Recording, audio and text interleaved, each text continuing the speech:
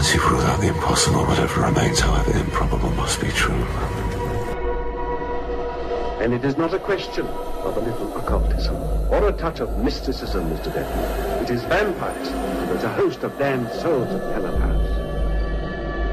I am thy father's spirit, doomed for a certain term to walk the night.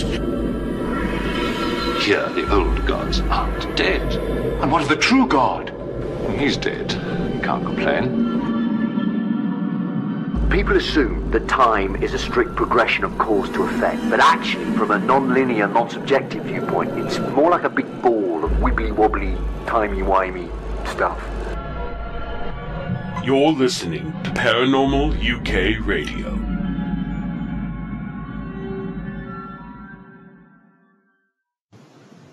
Hi everybody, welcome to Paranormal UK Radio, the flagship show on the Paranormal UK Radio network.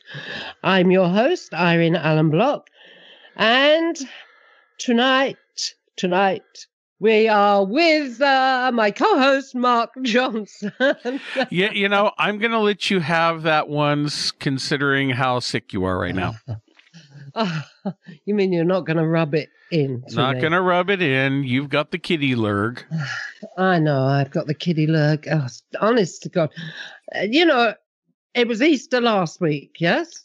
Yes. It takes about a week for this to happen, to come out when you've picked it up, yes?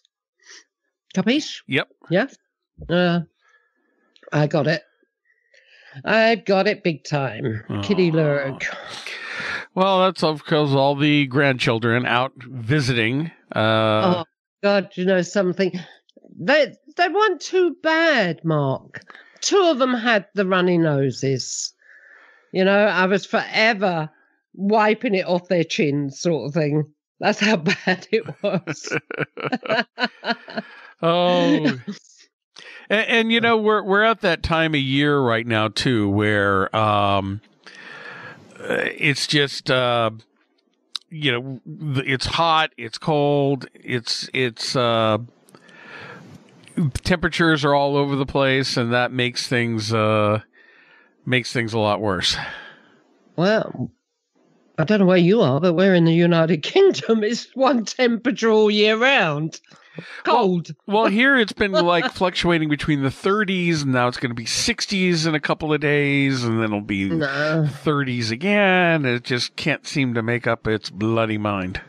Well, we had some sunshine the other day. Yeah, I've got to admit, one day of sunshine at the weekend, and it was quite nice. Had coffee in the garden. Oh, so you had your one day of sunshine for the year. Okay. Yeah. And there was a little bit of sunshine this morning when I got up, and I had breakfast in the garden, but by 10:30 it clouded over, gone all grey out there, and started to rain, so I gave up. Aww. I know, terrible, isn't it? But I did manage to get some photographs of the Trafalgar Wall. The Trafalgar Wall, yes. The Trafalgar Wall. You have to be very careful how you say it. Say it fast 5 times. Trafalgar. No. Trafalgar Wall, yeah. Yeah, that's the infamous wall that never seems to go anywhere. That's right. Many people on Facebook have been following the Trafalgar Wall, or the Great Carmarthen Wall, as I call it, on my page. It's been over 2 years now to build a wall that could have been built within 2 weeks. Yep. Oh, good Lord. Well, yes. You put the camera on it, and we start streaming it, and let's see if that puts pressure on him to finally get it done. Yeah. Him meaning my neighbor, people. You know? So half of my land is on the other side of a fence, which we've had to... the dividing fence, we had to move 4 or 5 foot into my garden so that the wall can be built. So half of my land is in his garden at the moment, and it's getting on my picking nerves. I've got to admit it. So I'm going to put a camera up, and we're going to film the wildlife along that strip of my garden the other side of the fence. Well, hopefully that will light a fire under his bum. Yes, and we're going to stream it 24/7 so people can see the non-building of the fucking wall and any wildlife like weasels, hedgehogs, birds, butterflies, bunny rabbits that happen to be hopping along that strip of land that belongs to me, the other side of the fence. Okay. That's my revenge. Right, I'm feeling absolutely lousy, Mark, and I'm burning up here. So, how are we going to handle you? Well, taking over. I'll take over for tonight. I'll you chime in when you have a question or something to say. Otherwise, mute and. Sorry, I sneezed. Mute and... It's spreading. No, I've been fighting allergies, so... well, we got a great show tonight, but before we get on with it, let's want to remind people we have a couple of announcements to make. First and foremost, we are still looking for your stories. If you have stories of any strange encounters, paranormal, whether it's ghosts, cryptids, UFOs, any type of strange encounter you've had in your life, we want to hear about it. If you go out to our website at paukradio.com, that's the short version of the website, paukradio.com, and if you go to the tab, Collecting Stories, Strange Encounters, click that link and fill out the form online and tell us about your strange encounter. And when we get enough of these, we're going to be compiling them all together into a book that hopefully we can have out by the summer or towards the fall. But we need stories in order to do it. Now, there are going to be plenty of Irene's and my own stories interwoven within the book, because we've had our own fair share of stories in our lives, but then we also want to share the public's as well. So it's going to be a nice mixture, but we've got a bunch of stories that have been coming in. It's great. Keep them coming in. And once we get enough together, we will be putting this book together. And anyone who submits a copy of their story to us, if we print it in the book, you will get a free copy of the book. So, okay. And for those that have already sent in their stories, thank you very much. Yes. And if we haven't gotten back to you yet, we will. We're just trying to get everything together. A couple stories are coming in. They're a little sparse. We may want to try to get some more information on them. But we will be in touch with everyone who submits something to us. So please be patient. So there's that, and then I also wanted to remind everyone again about Spirit Rescue International. That's our other endeavor. If you go to our website at spiritrescueint.com, Spirit Rescue International is a free service that helps people all around the world with their paranormal issues, working remotely. This is an organization Irene put together many, many years ago, and it's back up and full force. In fact, we have a lot of the old team coming back working with us, which is awesome. And so if you have a case and you need help, don't know where to turn, please go to spiritrescueint.com and send us a message, and we'll be in touch with you and see what we can do to help you with your issues. There we go. That's our announcement. That's it. Yep. Yeah. Can't think of any more. No, that's enough for now.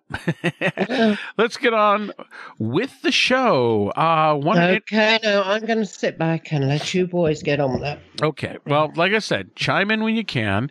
We want to introduce, tonight we have guest Rob Gutro is on the program. Now, Rob is the author of several books, and his newest, which just came out this last month, is Ghosts of England on a Medium's Vacation. So, Rob, welcome to the program. Thank you. Great to be here. Now, Rob, again, I'm really interested in this book, especially when you're talking about ghosts of England. And we are Paranormal UK Radio. We try to focus on the UK as much as possible, but we'll let the Yanks come in once in a while. I mean, I'm the token Yank on the show. But we have to start off at the beginning. I mean, it says on a medium's vacation. So could you tell us a little bit about your own background and then how we came up to these books? Sure. Well, I realized that I had a gift when I was a teenager, and I was about 13 years old when my grandfather appeared to me 6 months after he died, which scared the daylights out of me. But after I talked to my mother about it, I found out she had the ability too. So come to find out, my grandfather had it, and other relatives had it too on my mother's side. So over time, it kind of fell into the background of my life as I tried to figure out what I wanted to do and so forth. But in 2005, I had a puppy who was tragically killed by a car, who reawakened everything for me, and because he became the world's best canine communicator.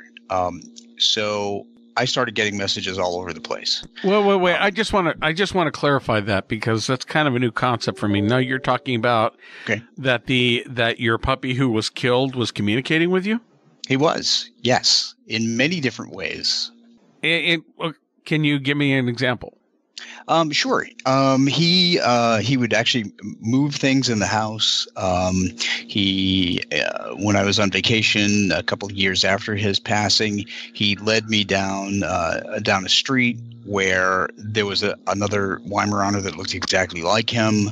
There were musical signs. There were signs of things in nature like birds and butterflies that would act oddly on the anniversary of his passing or his birthday or his adoption date.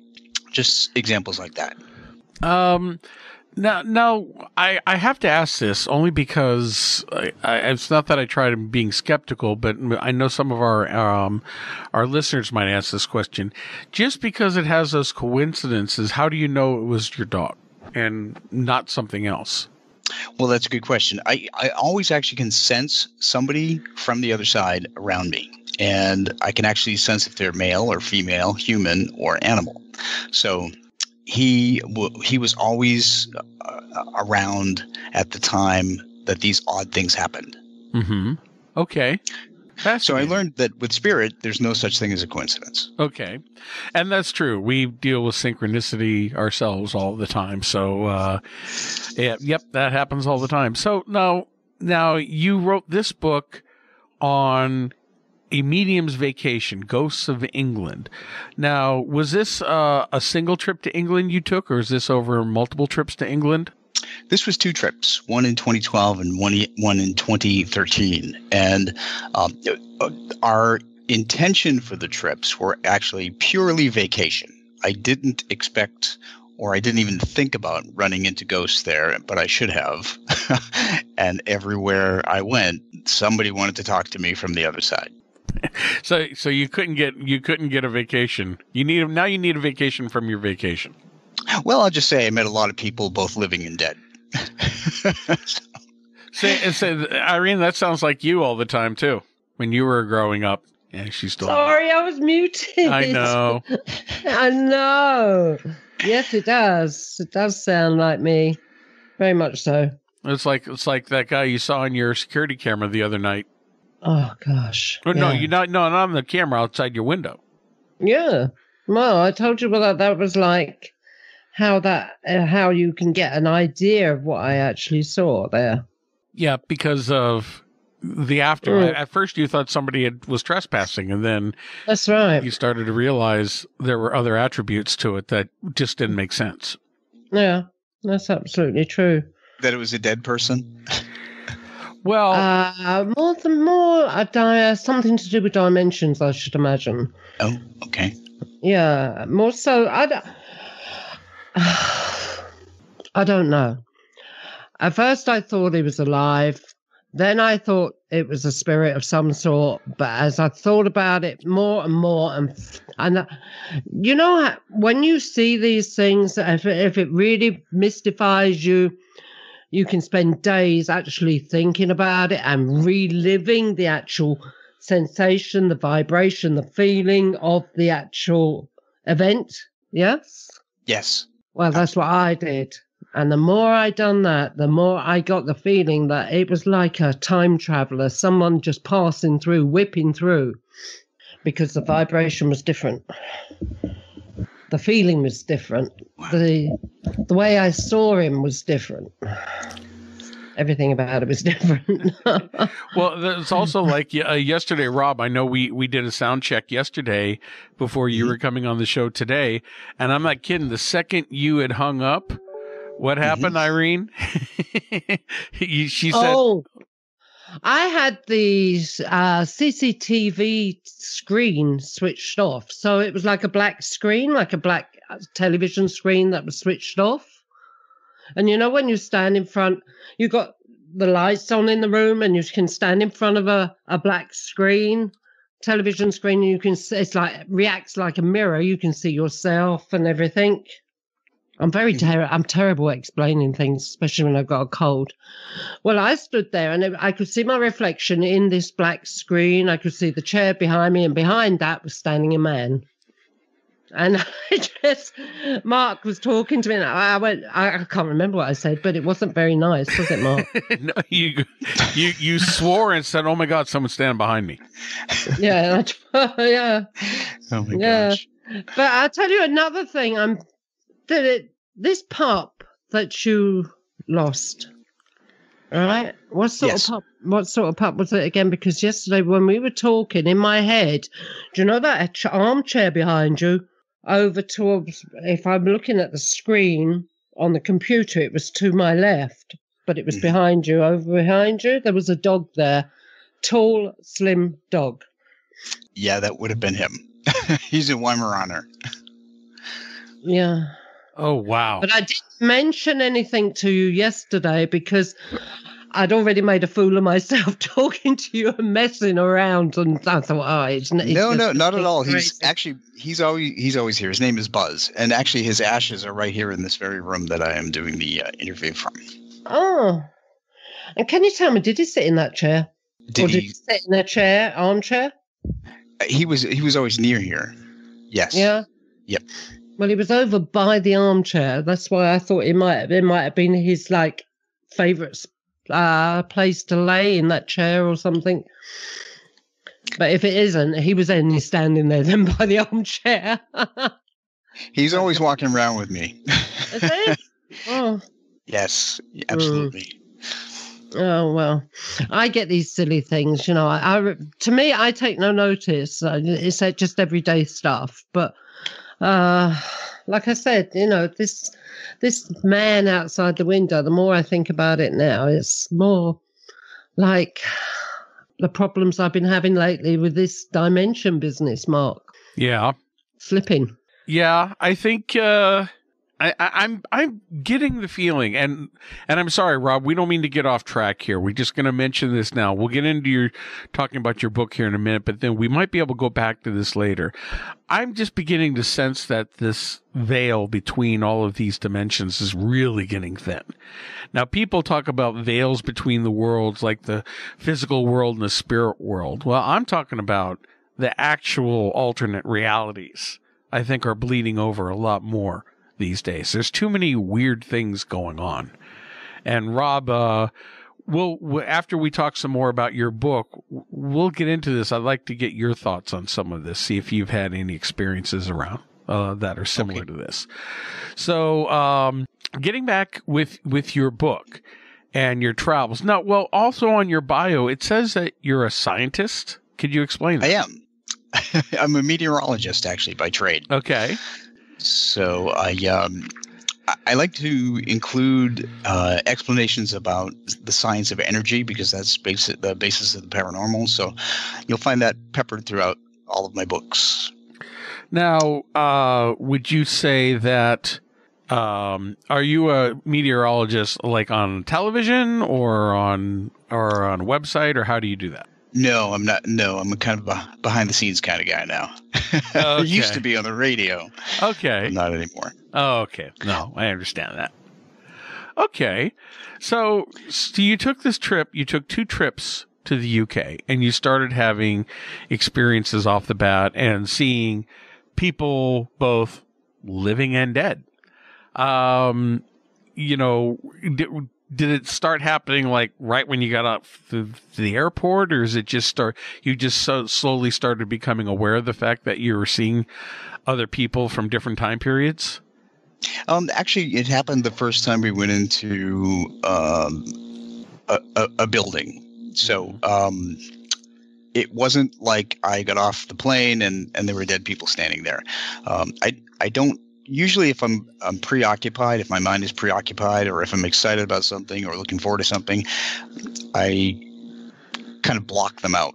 Mm-hmm. But in this case, I wasn't able to block things out. The very first encounter that I had was when we were walking by the Jewel Tower, and that was a tower constructed back in 1365, I believe. Is that the Tower of London? At the Tower of London?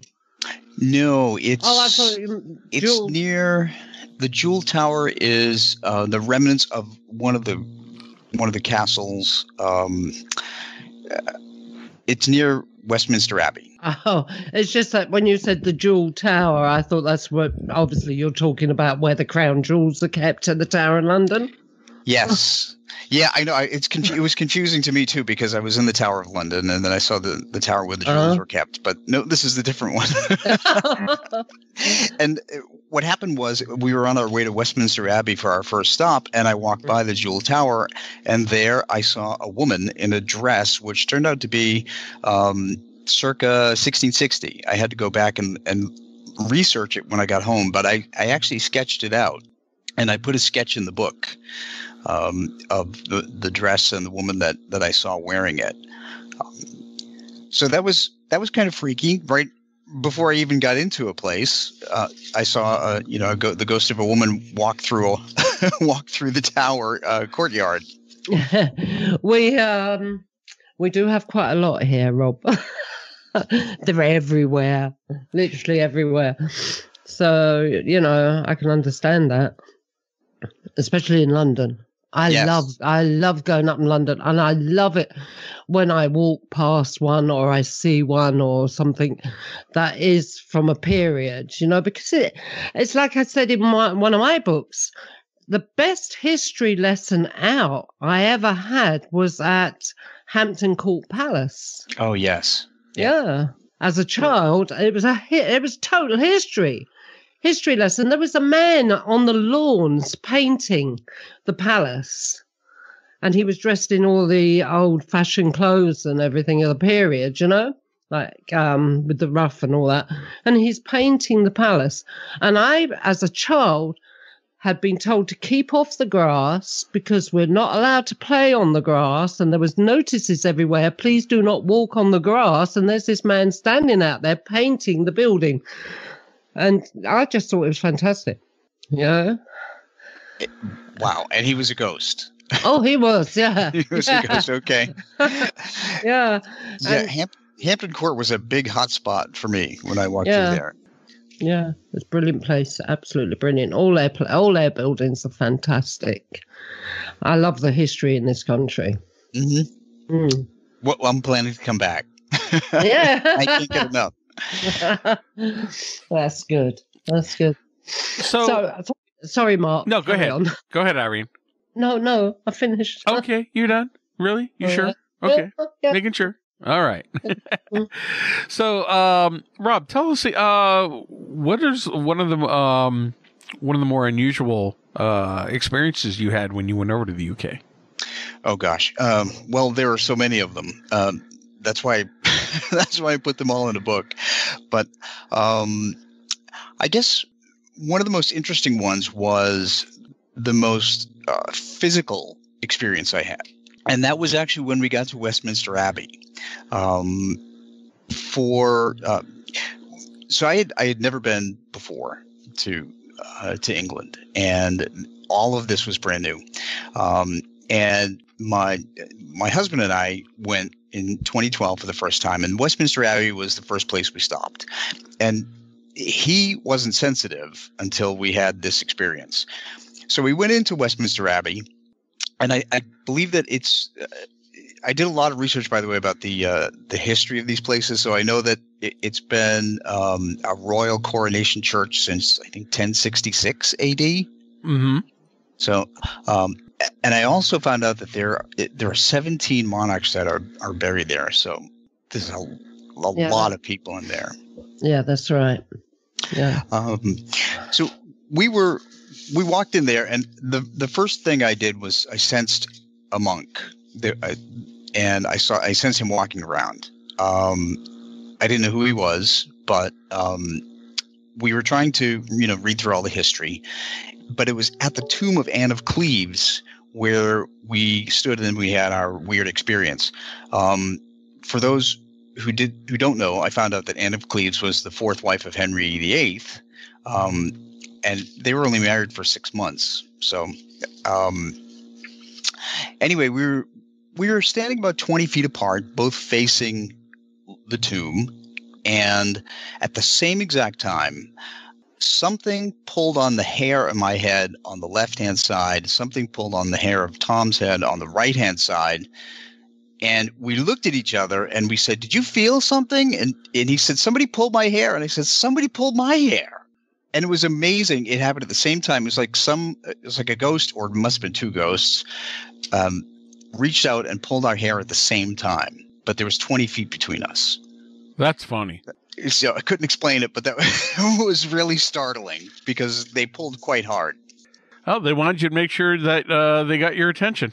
Yes, they certainly did. Actually, and it was a female energy that I sensed. So, well, I'm not sure whether Anna Cleves, I can't quite remember through history whether she had her head taken off, but maybe if she did, maybe she's just checking to see if yours is fixed. Yeah, making sure it's still attached at the neck. Yeah, you never know. There's not much in my head, but it is still attached to my neck. I'm sure somebody will contact me at some point or other to tell me whether she did have her head taken off or not. I'm not sure. He was quite a one for, chopping their heads off, wasn't he, old Henry? So. So one of the things I wanted to mention to you before I went on is that in my very first book, I made a distinction that I haven't heard other paranormal researchers make, and that is a lot of paranormal researchers use the word ghost and spirit interchangeably, and I don't. I believe I use ghost as an earthbound entity, and I use spirit for those who have crossed over, because there is a difference. And as a paranormal investigator too, I know that we've helped a lot of ghosts cross over. Yeah, that's like me. I'm more or less the same as you. Okay. If they're walking around here, they're a ghost.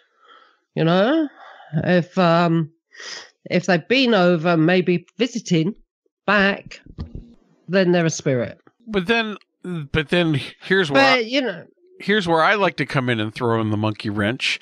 When you've seen an apparition, are you sure it's a ghost? Not always. Not always. You have to think sometimes. And the reason I say that, Rob, is getting back to that other thing we mentioned earlier, is I'm of the opinion, as a researcher, and a lot of the experiences we've had over the years, and a lot of the research that Irene's done, that people who sometimes see these apparitions, let's say you've seen an apparition of somebody in period clothing, and I'm not always convinced that people are seeing ghosts. Instead, I think that what we're dealing with is possible time slips, or because I believe in more of the interdimensional theory, that there are multiple dimensions, multiple planes of existence, all playing out, are all around us. And sometimes even time itself is not linear. They're even starting to prove this now in astrophysics and string theory. All time is happening at once. It's only our perception of time. We see it as linear because that's the way our brains are programmed. That being said, You know, if you see an apparition of some woman in Victorian clothing walking down the stairs, are you seeing a ghost of someone who's died and hasn't crossed over? Or are you seeing through a veil and seeing a past event that's actually happening? And so instead of a ghost, you're seeing a living, breathing human being, but you're happening to see them through that veil of time. That's true. And there's also the fact that it could be a residual haunt, which is just an energy impression left behind, versus an intelligent haunt or an interactive ghost. But see, so there's that also. But the residual hauntings, I sometimes have trouble with those, because people come up with all sorts of explanations on why there would be a residual haunt. Oh, there's running water underneath, or there's granite, and or a past event was so traumatic, it printed in the fabric of time and space and repeats over in a loop. Well, you know what? Somebody walking down the stairs isn't very traumatic. And a lot of these things that people see don't seem to fit into that. Why would that energy imprint itself? I can understand intense emotion. Let's say you go to the battlefield of Gettysburg and you feel the intense emotion there. And a lot of sensitive people feel that, because horrific what happened there. And that emotion is imprinted. But if you come to another location where you're seeing these things, are we sure it's a residual? Or it's not, instead it's not an interdimensional or a time slip. I guess the way, and again, when Irene and I talk about this from her perspective, it's a way of how she feels the energy that helps to determine whether or not you're seeing a real ghost or whether you're seeing a time slip or even a residual. I mean, I totally agree with that. It's how you feel the energy. Okay, interesting. So some of the other things that you've experienced when you're going through England. Now, we've just talked about battlefields. Did you go to did you feel anything or see anything because let's face it, England has had numerous battles fought all over the island in its history. Did you have any experiences with those? I've run into a lot of different entities that could have been in battle. One actually that was in a battle that wound up being in my hotel room that I had to look up. And that was, do you know of who Prince Rupert is? Sounds familiar to me. Irene may know more than that. Yeah. I don't know who he was exactly, but I have heard of him. Okay. Well, and this particular place where we stayed, we certainly didn't know anything about hauntings in it. Are you familiar with Thornbury Castle? No, I haven't been there. I've heard of Thornbury Castle. Okay. I haven't been there. Well, now it's basically a luxury bed and breakfast, and it belonged to Edward Stafford, who was a Plantagenet. He was in the Plantagenet family. So, and because he was a threat to Henry VIII's throne, Henry viewed him as a threat and basically arrested him and then executed him in 1521. So, as Henry often did. as he did. So his castle was never finished, and half of it looks like it's in ruins, but it was actually that it was never finished. So, if you fast forward to today, it's now a luxury hotel, which is pretty cool. Which many of them are. So we get to stay in one of the rooms, and we learned that Henry VIII and Anne Boleyn stayed there, and there's so much history there. It's well worth the trip. But this is one of the most interesting parts of our trip, is that when we went into this room, we both sensed that there was a man standing in the room. And we were kind of in a hurry to go to dinner, so we just threw our bags in there, and then we turned around and posed for a quick picture outside of the big wooden door, and an orb appeared next to Tom's face. Now, I don't put a lot of stock in orbs, but when they have colors and designs in them, I'm more apt to believe that they are the most simple form a ghost can take. Plus, we felt a man standing on the other side of the door, so that helped. When we came back, we sensed him again, and I wanted to figure out who this person was and why he was there. So often whenever I'm in the shower, I get messages because my head is clear, I'm at peace, and Rob, I've got a butt in here. Do you know when I used to do this years and years ago? Do you know where the best place I used to get it? In the shower. The loo. Oh, is that right? I was always in the loo. Yeah, carry on. Boy, those ghosts were pretty rude with you. Yeah. I'd always come out of the loo with a message for somebody. Always. That I could make a pun, but it would be very bad taste. Don't let manners hold you back. What's that? I said, don't let manners hold you back. Well, it sounds like Ghost just wanted to shoot the you-know-what with you. Yeah. Yeah. Oh, my gosh.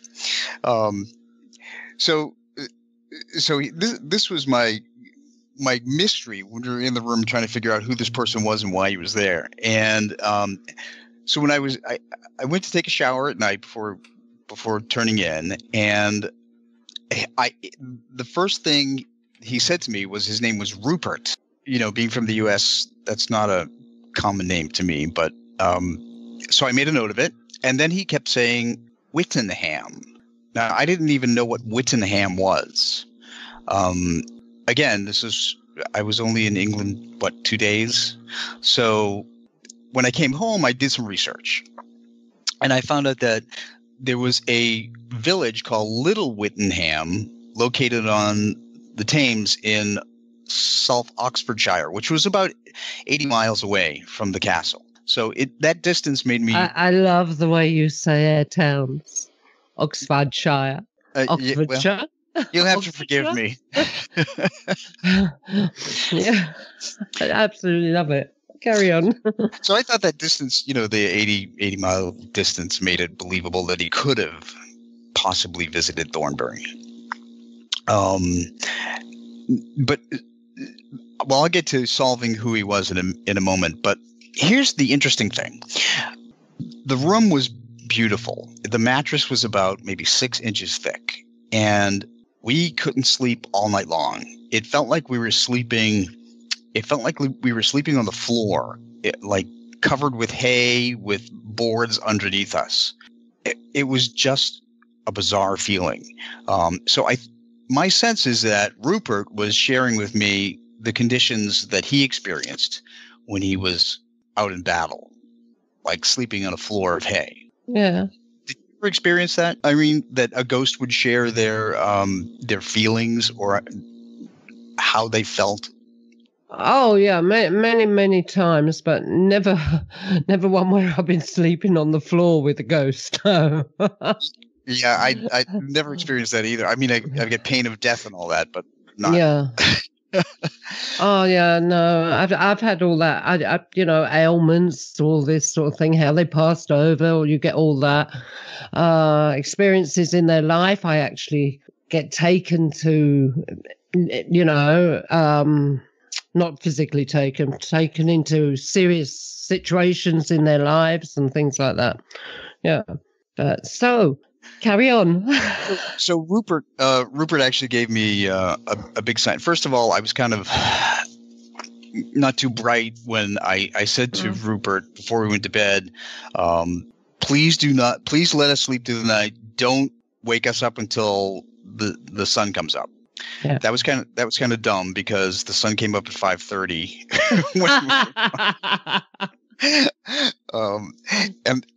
And just as the sun was peeking over the horizon, the window in the bedroom, which had a like an iron grate in front of it that was locked when we went to bed, mysteriously was unlocked and slammed against the wall at 5:30 in the morning, right as the sun was coming up. Oh. So Rupert he heeded what I asked, but I was too dumb to say, let me sleep till 7 o'clock. Yeah. So that was fascinating to get a physical sign, but the hardest thing. You never actually saw him with your eyes. Then you felt him. You sensed him there. You didn't actually see him with your eyes. No, I didn't see him. I did see a couple of others, and I have sketches in the book that what they like. But I didn't see him. I only heard him, and I sensed him around.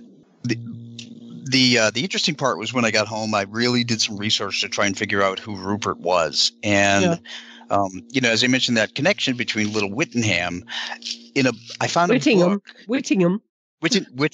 Okay. I found a book called Letter Books from 1644 to 1645 by Sir Samuel Luke. And it said that Prince Rupert was marching with his forces toward Oxford.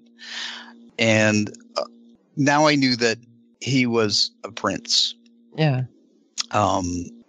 So I did some more research, and I found out that he had other ties there. And in the book, I go into the rest of the history of it. But that was fascinating. So I was trying to figure out why he stayed earthbound. And what I kind of settled on was that he had a really devastating thing happen to him during his military career. And it said, the book that I researched said he never recovered from that. So I got the sense that he was reliving it over and over, hoping to change the outcome. Maybe. Yeah. But there's other places also in the castle where things happened. We did see doors open and close by themselves, and we did feel other presences in the castle. There's nothing. Do you know something? You can see. Well, we're going to call them ghosts, okay? I know a lot of people don't like this, but it's the easiest way to explain it. You can see them all over the place, especially if you have some sort of gift. You can see them walking down the street. You can see them sitting on park benches, which I've often seen, And but I think the most enjoyable ones that I ever see are in old buildings, not so much manor houses and things like that, or old taverns, but more in the castles. In the castles. And there are so many beautiful castles, especially in England, well, in Wales as well, all over the place. Like I said last night when we were doing the sound test, you can't put your arm out without touching a castle in this country. And yes, especially in Wales, I'm surrounded by about 4 castles, my house, more or less. But where was I? So many of them have been made into hotels. The castle in the village that I was born in, I used to play in that castle as a child, and it was owned then by the Emmett family. And as a child, I played there, and now it is one of these hotels where it costs you about £500 or something a night to stay there, and that's in off season. And it's such a shame because the castle should be for the use of the people. Absolutely. But I suppose when you've got to think about it, they're very expensive for the upkeep of them. But then there's the national. I've forgotten what it's called over here now, that keep these buildings going. National Registry? No, it's National Trust. National Trust. They keep all these old buildings going and everything. But then occasionally some of them get sold off and they go into private hands and become businesses, like these castles that become hotels. And it is such a shame. It really is. Because I used to love it down there. I played with the children who lived down in the village, in the castle grounds. I played with the ghosts. I loved it. Well, I can't say that I've ever played with ghosts. But if you read my book, you'll see about me trying to get the young girl, in ringlets out of the vicarage garden to come and play with me, but she wouldn't come and play. Interesting. Yeah, I remember that story. Yeah. Yeah, and then when I grew up and they were doing some renovations at the vicarage, they found the body of a little girl buried in the vicarage. Mm. Wow. What's the name of your book, Irene? I'm going to order it. Well, I'm redoing it, actually. I'm redoing it at the moment, but it is Among the Spirits.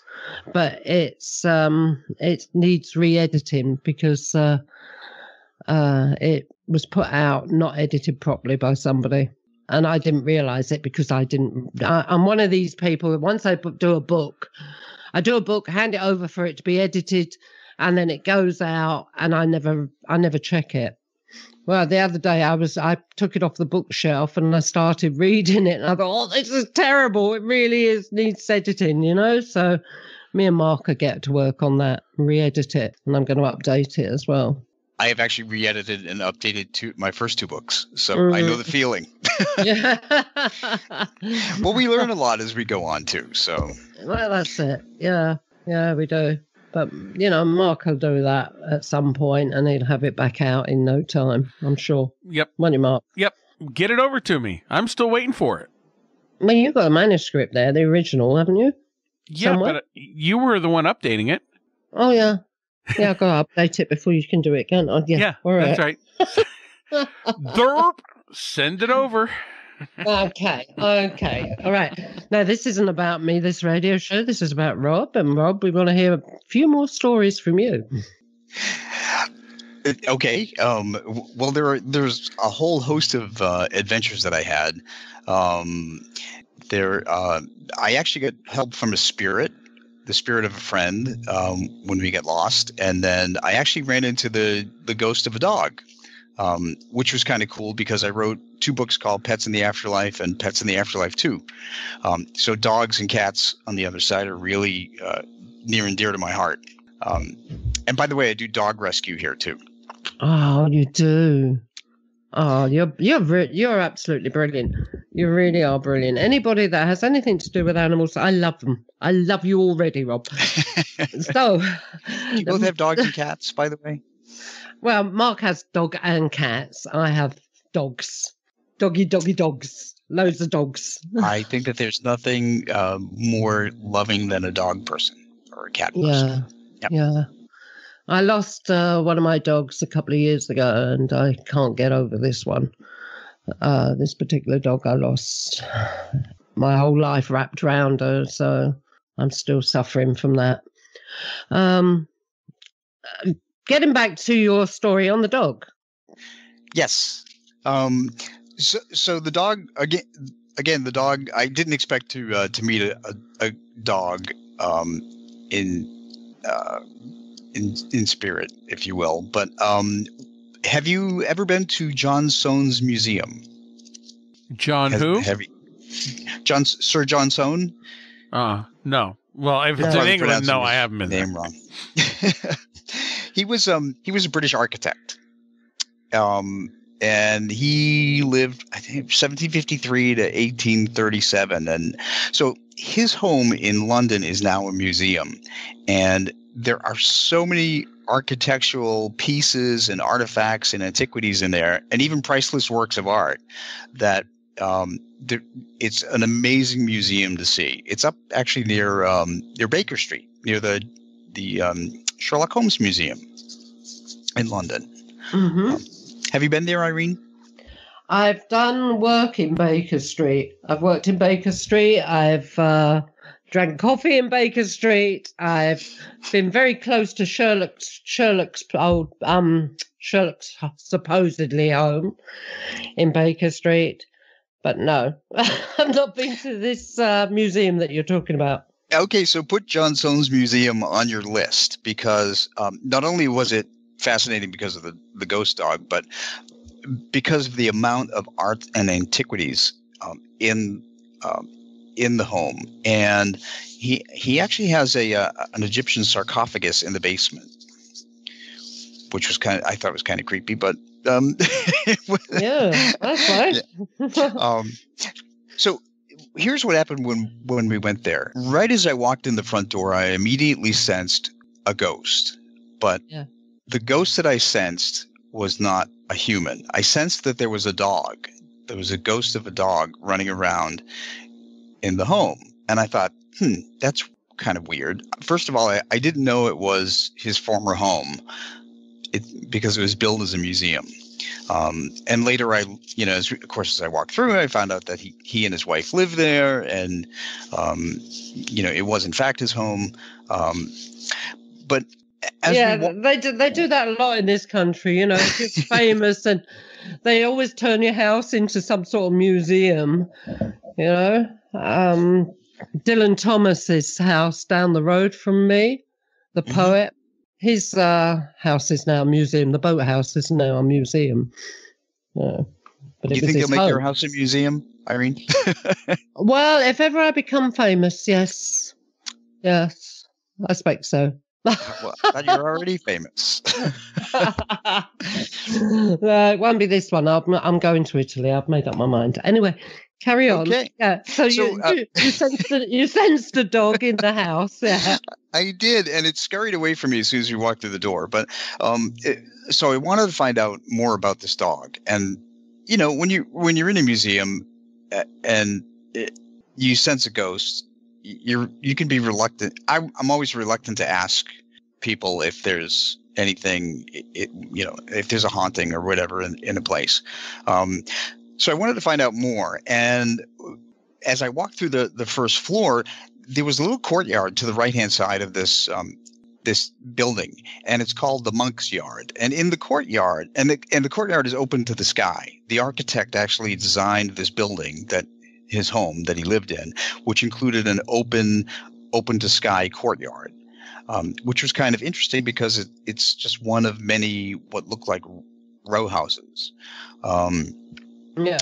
So in the courtyard there was a monument, and on the monument I looked at it. I couldn't go out in the courtyard, but the words "Alas, poor Fanny" were engraved on this monument. So I thought, that's where the dog is buried.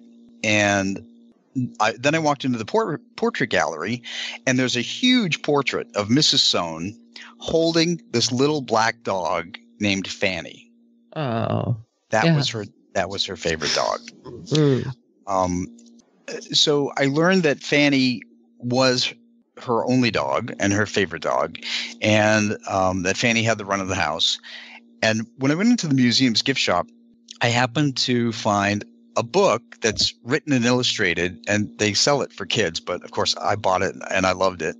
So, it's called The Journal of Mrs. Sohn's Dog, Fanny, and it chronicles Fanny's adventures. When I saw that and I got the name of the dog, I had to get a confirmation. So I decided, okay, I'm going to be bold here. I walked over to the clerk and I asked her if she ever sensed a dog in the house.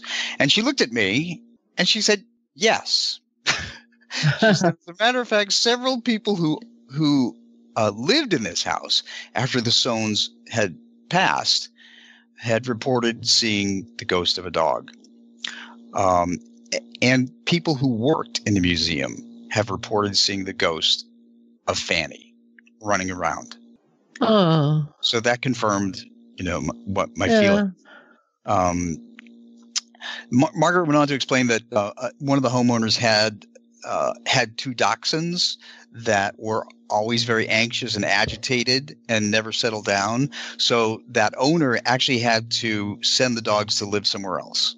Yeah, it's more likely Fanny. Top dog business. It's all this top dog business, isn't it? That's right. But whether it's a ghost of a dog or a human, whenever you go somewhere and something comes to you or appears to you, don't you feel that you have to sort of acknowledge it, find out something about it, because it's made that effort to approach you? Absolutely. Yes, I always do. I want to figure out who it is and why they're coming to me, and if I can help them in some way. Yeah.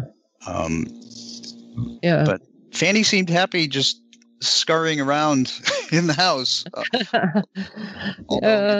I'm sure he missed Mrs. and Mr. Soane. So, well, I presume Fanny, being the only dog of Mrs. Soames at the time, was obviously top dog in the house. And, with the Dachshunds coming, it's they're coming in on somebody else's territory, aren't they? So that's right. Yeah.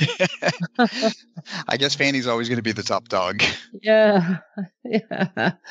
But no, I don't. I'd have to go to this place. I didn't even know this place existed. Well, gosh, I'm glad I could bring it to your attention. Yeah. Next time I'm up there in Baker Street or anywhere near Baker Street, I will pop along there. Spend a little time looking around, because I do like these sort of places. I like to the history of these, find out who these people were and everything. So that's London. Now you went to Bath. We did. We did go to Bath. Beautiful Roman city. It is beautiful.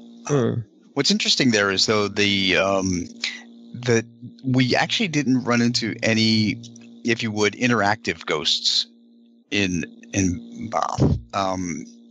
It was a lot of residual energy. There was a lot of good energy there,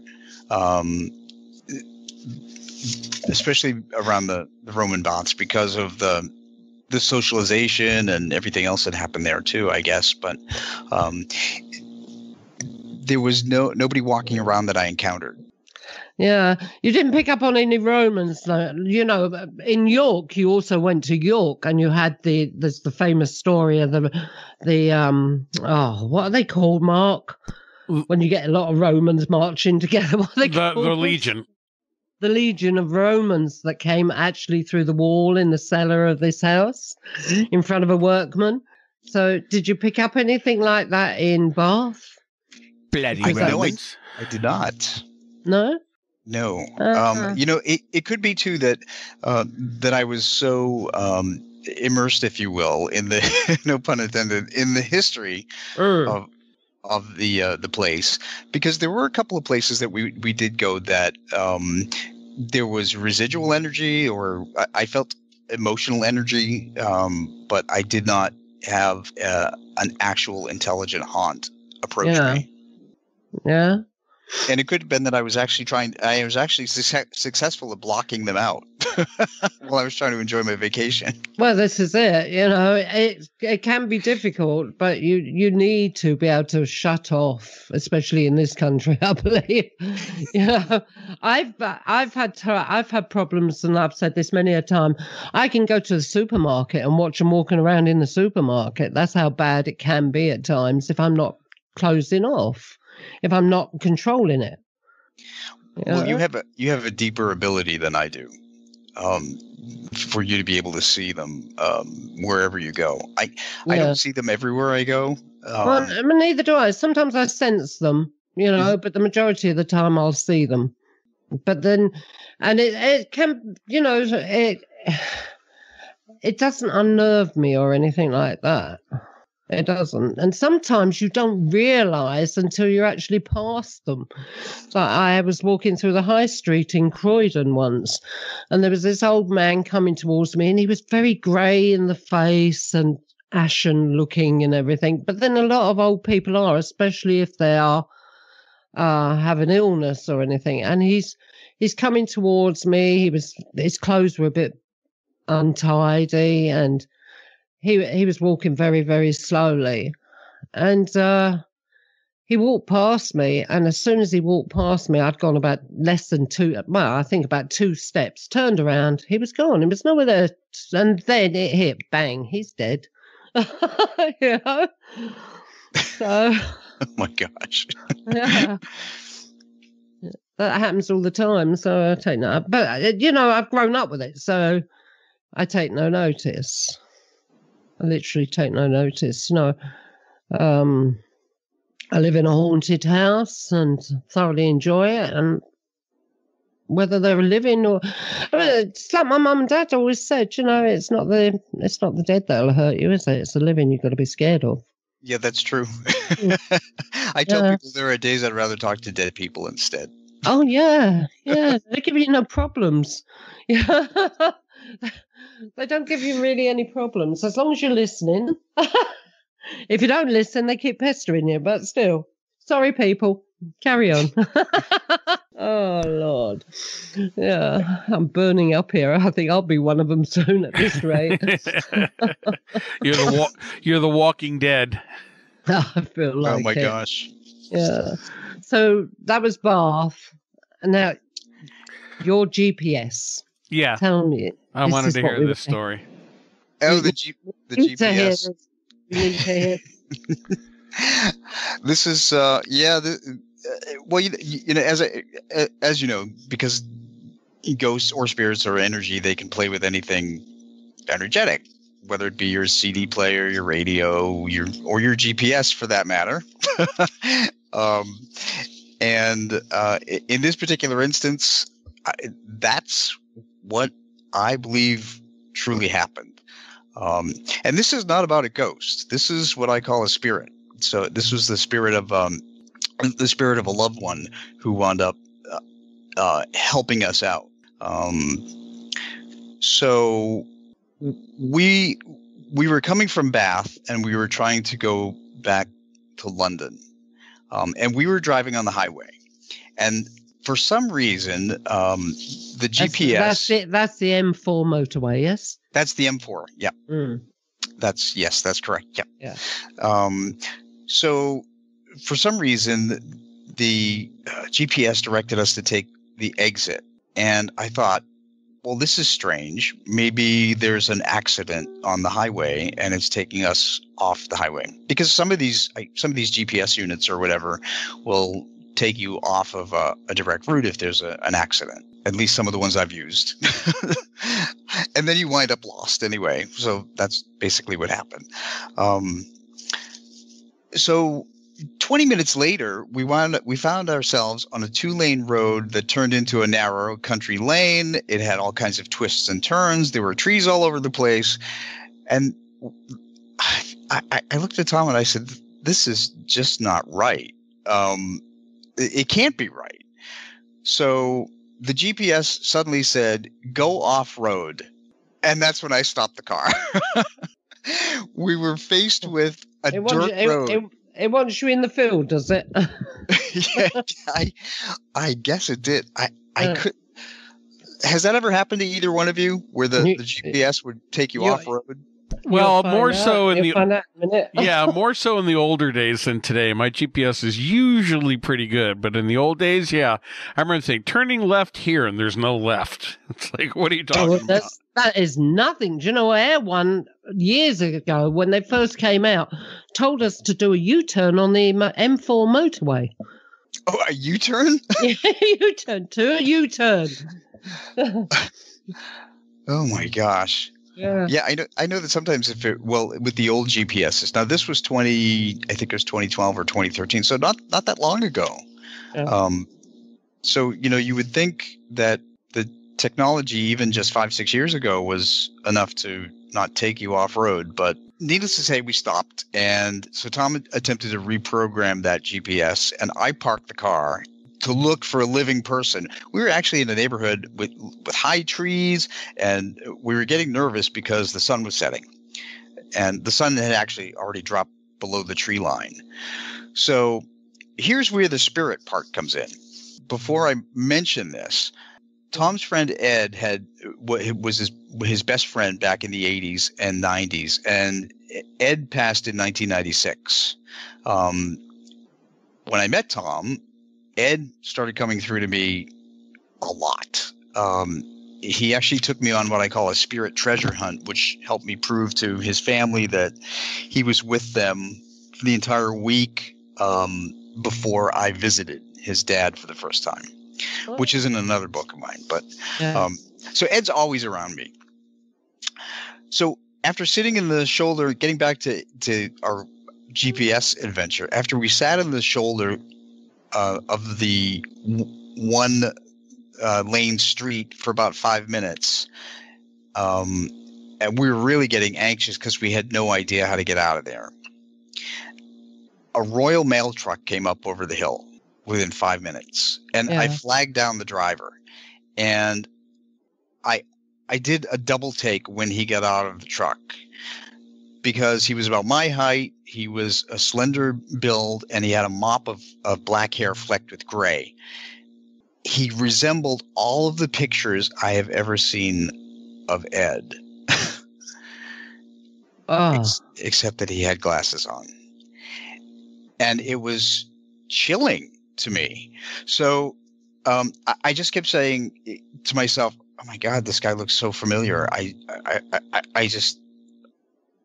was kind of stunned. So the man said to me, the postal man said, if he had 3 more deliveries, he said, just follow me and I will take you out of the neighborhood and I will put you back on the M4. Wow. So I thanked him and I got back in the car and I looked at Tom and I said, did you see him? And Tom said, he looks just like I would imagine Ed would look today. And we just sat there with our mouths open. Okay. Just stunning. So we followed the mailman. He took us out to the M4. And, the more I thought about it, obviously Ed can't come back in person. So he created the opportunity for us to meet someone who really strongly resembled him. Or he gave you, or what he's done is the mailman didn't look like Ed at all, but somehow you understand what I'm talking about, Mark. Yes. He gives you the illusion, the look of Ed. Yes. True. Yeah. Ed's done this. He's kind of cloned himself over top of the mailman. Yes. Yeah. So it could be, either explanation. I don't know, but whatever he did, I was actually, even though I was a little, anxious after being lost in the middle of nowhere. Okay. Tell me, when you got to the M4, did he wave goodbye and just go off on his own, or did you not see him go? No, he did wave goodbye. And you saw him go off into the distance? Yeah, just for another minute or two. Okay. Right, Mark, you can tell him about mine. Because you're fading fast, right? Yeah, I'm fading. Okay. I'll try to keep this relatively brief because our listeners have heard this story a couple times, but this was... Oh, don't forget the M4 is on the way to Bristol as well. Yes. Bristol's very close to Bath. Yes. So Irene and her husband, they had to leave go to the Bristol airport to go up to Scotland for a funeral of a family member. And they left at about 4 a.m. and they got lost. They couldn't find the airport. And there were nowhere around, no homes, no nothing, no lights. They were in the middle of nowhere. And all of a sudden... also, let me just butt in, a GPS that just didn't know what it was doing or where it was taking us. Yep. So, and then all of a sudden Irene looks over and here comes this man walking along at what is this, about 4 a.m. And so they roll down the window and ask him if he knows how to get the way to the airport. And he goes, sure, but it's better if I show you. And he just climbs in the car. Yeah, no, he was in the middle of a country road with no houses, nothing. And he was an old man. He was just in the middle of in the country, right in the middle of the country, not a house in sight. Carry on, Mark. Oh my gosh. So he just climbs in the car without being asked to and proceeds to give them directions to the airport. And he wasn't really talkative. Irene tried to talk to him a little bit, ask him why he was out there. And he goes, oh, he just likes to walk. And, but it was like 4 a.m. in the middle of nowhere. And then they drive about 20 minutes till they get to the airport. And then he says, okay, you can just let me out here. And they go, well, how are you going to get back? And he goes, I like to walk. I'll just walk. It was like 20 miles away. And then he got out. They said goodbye real quick. And all of a sudden they realized he was just gone. He was just gone. Now, Irene had mentioned before that during this whole event, she just kept getting this weird feeling from him, because she could feel these things, that he wasn't alive. That's weird thing number one. Weird thing number two, of course, he came out of the middle of nowhere and then vanished afterwards. Also, after about a week or so had passed, she and her husband started comparing notes because they both felt that the incident was so strange, and they realized that they were seeing him wearing different clothes. Her husband saw him in like a one style of jacket, different, like I forget which colors were what, but he had close cut. He saw him in a black jacket. Yeah, black jacket with close cut, groomed hair and wearing glasses, and he also had a satchel or a backpack or something. And Irene said. And a torch. Yeah, and a flashlight. When Irene saw him, he didn't have any of that. He was wearing a silver jacket. His hair was messed up. No glasses, no torch, no backpack. How's that? Wow. So how do you explain that, Irene? We did talk about it, didn't we, Mark? We think that he's some sort of traveller or something like that, Mark, that's able to... I think what we're dealing with is possibly some type of either higher level being or entity, either multidimensional or spiritual, that was able to intercede. Now, people tell stories, and it's just very similar to your story, Rob. Is it a spirit that manifests and helps people along in a time of crisis, knowing that, Irene and them had to get to the airport for this very beloved family member? Is it, maybe the family member themselves in a different guise? Is it some type of other type of high level entity? And I do firmly believe these things allow you to perceive them the way they want you to perceive them. I think a lot of times when people think that they have a close encounter with, like, say they see an angel, or they say, oh, it was an angel, or it was Saint, who's the one people see all the time? Archangel Michael, or Saint Jerome. Who's the one saint that people always seem to say they see? And yet half the time I really think that they're seeing whoever these entities are, they're seeing what they want them to see. It's how they're being perceived. So Irene and her husband see the same man in two completely different lights, wearing different clothes, totally presenting themselves in a different way. All about perception. That makes total sense to me. Absolutely. But if we hadn't have seen him and we hadn't have bumped into him that day, we wouldn't have made that aeroplane, and I would not have got to my cousin's funeral in Scotland. So I'm grateful to him, whoever he was, Anyway, so wow, that was a really fascinating story. So I've got hundreds of them.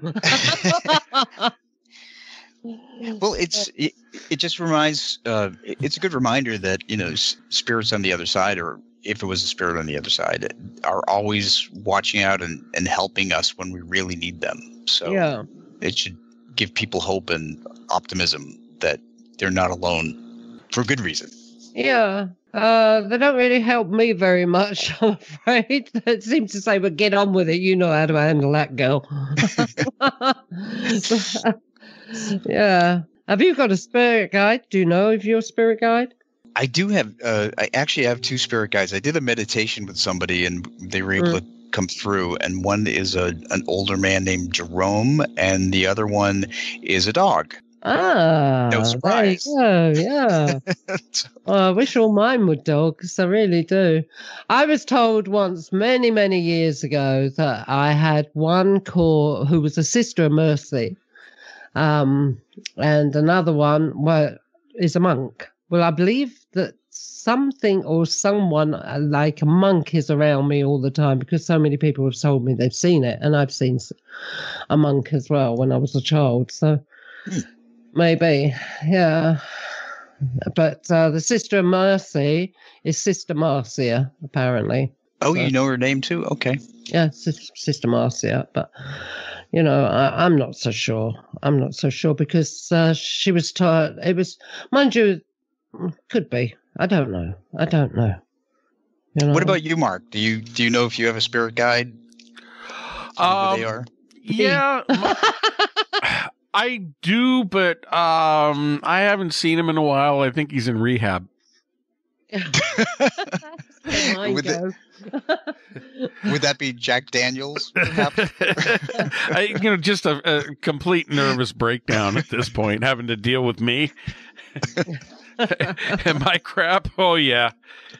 That's like mine. Mine are always on holiday. They can't cope with me, so... He's sitting in the corner going... But I mean, it's an interesting question. Can I be honest with you? It's like... I've been studying this last year. I've been working with and studying with shamanic practitioner. And, a lot of that deals with journeying and meeting your guides. And I still have a big block on that. I don't know who they are. I know I get connected at times when I'm doing my work, but to be able to know like who my spirit guide is, no. Instead, I just get more of knowing, like information will come to me and I'll know some things, but I still don't have any idea who these spirit guides are. Well, I guess eventually they'll make themselves known to you. Well, I'm 54. They better hurry the frickin' up. Oh, you'll be making yourself known to them, won't you, Mark? Yeah, no kidding. It's like I'll pop in and go, "Hello, I'm here." Did you forget me? Yeah. Oh, well.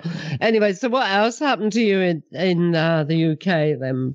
Oh my gosh. Well, there's a couple of other things that really stand out, but I will say that the Tower of London and Hampton Court Palace were probably the ones filled with the most ghosts, which is probably logical anyway. But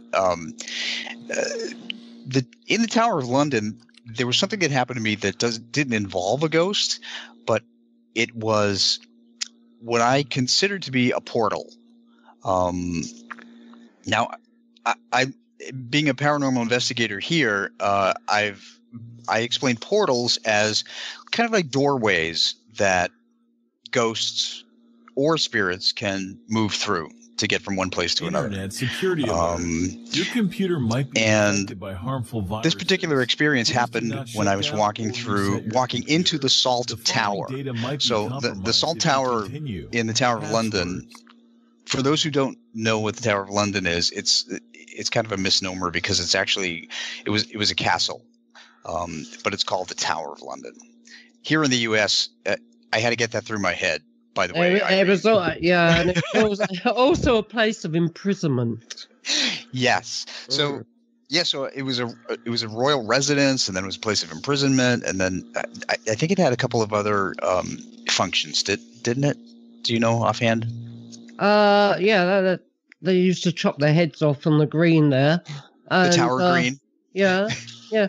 Royals actually were imprisoned in there. I think I can't remember which one. Anne Boleyn, I just think she was there for a while. I'm not sure. Yeah, a short while. I actually ran into Anne Boleyn in the St. Peter ad Vincula Chapel. Did you? I did. And I didn't know who it was, of course, until after I was sitting there, and she was really making me very uncomfortable.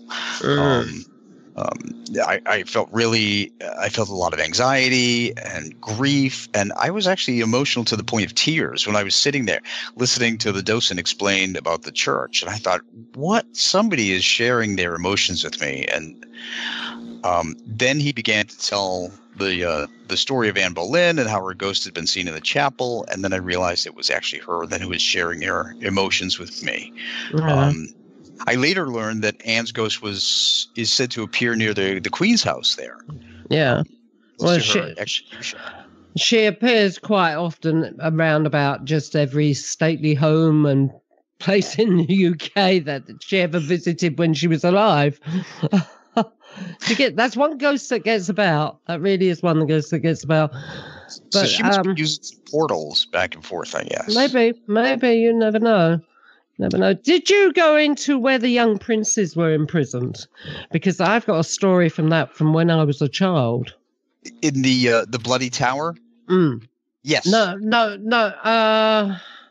Yeah. I know where the two young princes were imprisoned and murdered. Edward and Richard? Yeah. Yep, in 1483. Yes, yeah. Actually, I wrote about that. I went in there with my father and mother when I was a kid.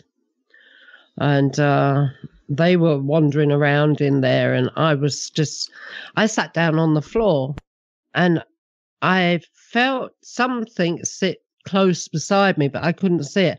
But, a finger just kept tracing round and round on the palm of my hand and touching the palm of my hand, as if a little finger was just, Oh, my gosh.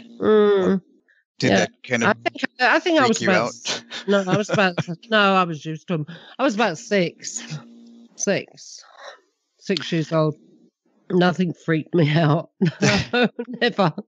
Not even when I was a toddler, nothing freaked me out. Well, you were brave. I know it was a child's finger. Yeah. No, nothing's freaked me out. I know it was a child's finger, and it kept touching me and tracing around on my back and palm of my hand. Not palm, on the back of my hand. Do you know what they were trying to tell you? No, I think he was just touching me. Just to let you know that they were there? Well, no, I don't even think. I think it was curiosity. I just felt they were curious about me being a child sitting there in the middle of a stone floor sort of thing. Wow. Well, I did find out that the skeletal remains of 2 boys were found beneath that stone staircase there in 1674. Mm-hmm. So they think that's who they are. And it was Richard III, right? That's considered the one that maybe have killed them. Yeah. Yeah. I didn't experience them though, but the Salt Tower they were children, you see. Children, they were child princes. Mm-hmm. Mm. And the Salt Tower? Yeah. The Salt Tower is actually where I really get much more of a kick, if you will. In these towers, for the listeners, that there's usually a light on or whatever, just to light them up.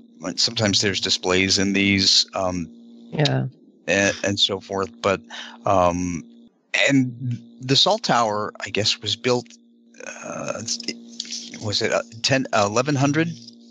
I'm not sure. AD. All I know is that in 1297 there was the King of Scotland, John. I'm going to mess up his name. Balliol was imprisoned in the Salt Tower. But what happened was, as I opened the door and I stepped through it, I heard a loud buzzing sound, and then I felt like a pulsating wave hit me, and Tom was right behind me, and he felt the same thing, and he said, "What is that buzzing?" And I said, "I have no idea.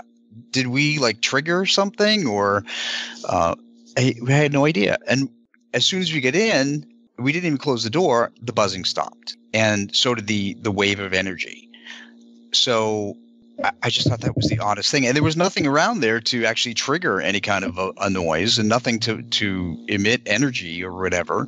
There was a light in the center of the room on the ceiling, hanging from the ceiling, but that was it. That was the only electricity.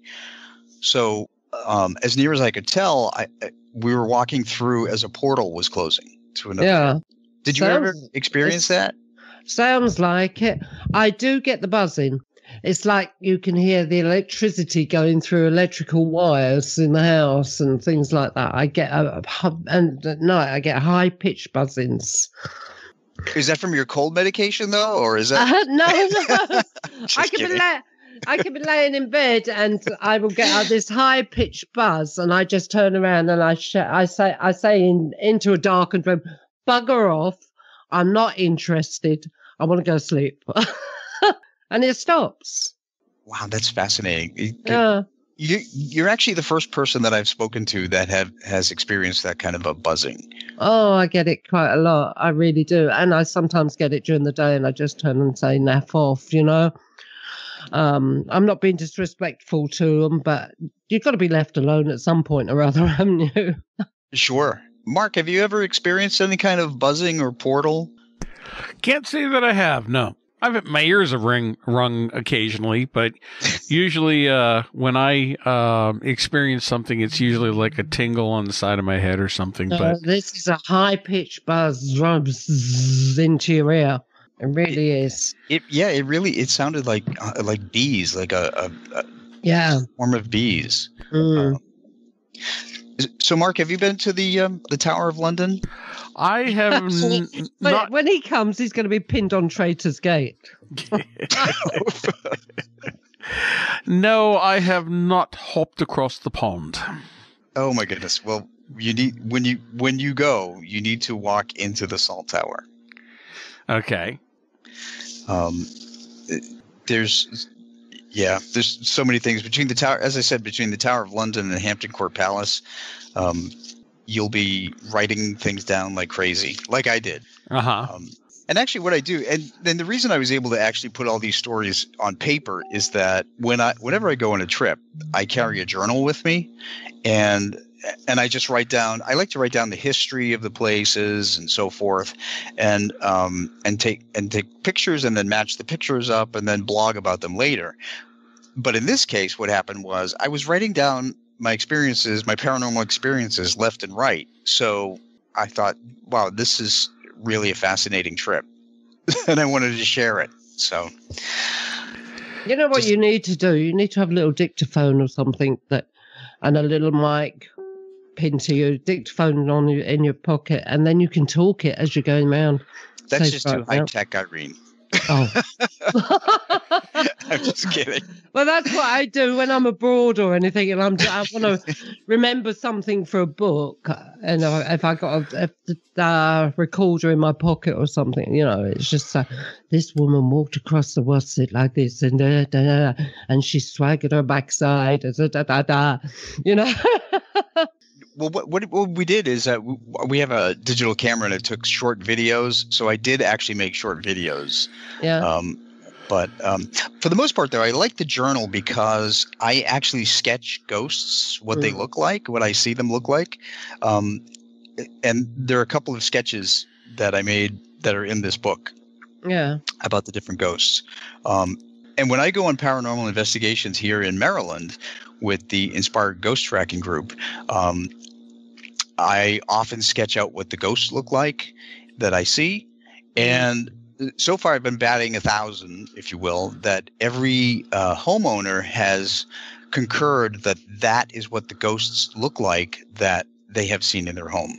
That's good. Yeah, so that's pretty good. So it's like psychic drawing then. Yeah, I guess so. Yeah, it is a psychic drawing. It's a good thing I can draw a little more than a stick figure. So when you were over here, did you ever stay in any of our taverns, our old taverns, coaching inns? We got coaching inns all over the place that date back hundreds of years. I did go to the old Thatch Tavern. Yeah, the coaching inns are the ones with the places where the horse and coaches used to go in and behind the actual inn, and then the horses get taken off and fed and one thing or another. Yeah, Thatch Taverns. I went to the old Thatch Tavern in Stratford upon Avon. Mm-hmm. And I did run into a ghost there. So I don't know about those other. So what are those other kind of taverns where horses? Coaching inns. They're called coaching inns. I've not heard of them. No. No, I guess I missed that when I was over there. I have to go back. Google on my voice is going. Google on the computer pictures of British coaching inns or old coaching inns in the UK, and you'll see them. They're beautiful old places, but they're all majority of them are full up with ghosts.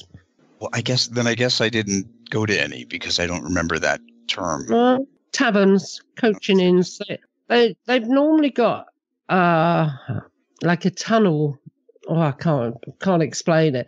It's like an entrance that comes in off of the road and goes into a courtyard somewhere in the actual behind or beside the coaching inn. That's where the coaches would be going into. Okay, then I don't think that I've ever. I don't think I got to experience that. Uh-huh.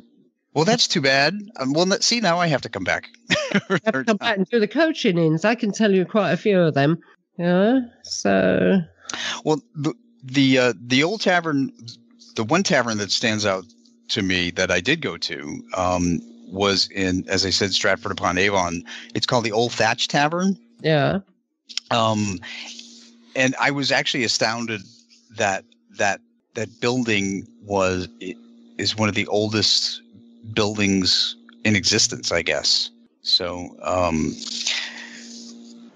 but anyway, so when I went in there, I wasn't thinking about anything. I just wanted to eat.